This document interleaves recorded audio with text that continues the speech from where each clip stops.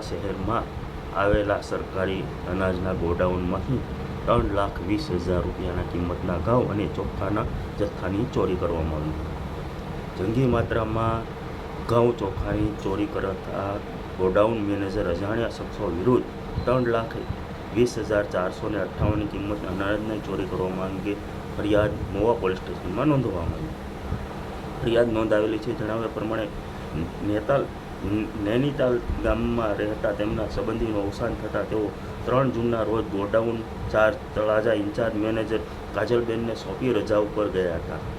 18 જૂનના રોજ તેઓ હાજર થતાં ચાર્જ લેતી વખતે અનાજના જથ્થાનું ચેકિંગ કરવામાં આવતા તેમાં ઘટ જણાઈ હતી અને ચેક કરવામાં આવતા ગોડાઉનમાંથી 1,71,250ના કિંમતના ઘઉંના 125 કટ્ટા રૂપિયા 1,35,000 રૂપિયા 240 રૂપિયાની કિંમતના ઘઉંના ચોખ્ખા જે 69 કટ્ટાની જે ઘટ પડતા તેની તેમજ બારદાનની ચોરી થવા પામી તેમજ ખાલી બારદાનની કિંમત 13,968 રૂપિયાના કિંમતના બારદાનની ચોરી થઈ હોવાનું જણાવ્યું છે।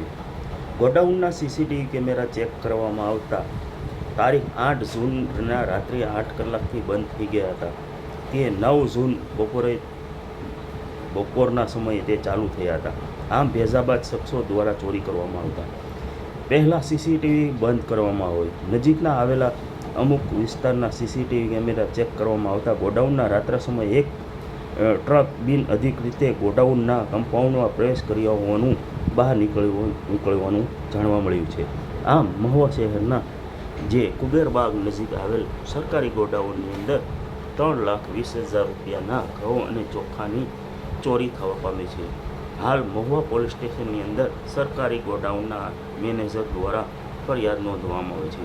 પોલીસે ફરિયાદ મેનેજરના કહેવા પ્રમાણે આધારે ફરિયાદ નોંધી અને પોલીસે વધુ તપાસ હાથ ધરી છે।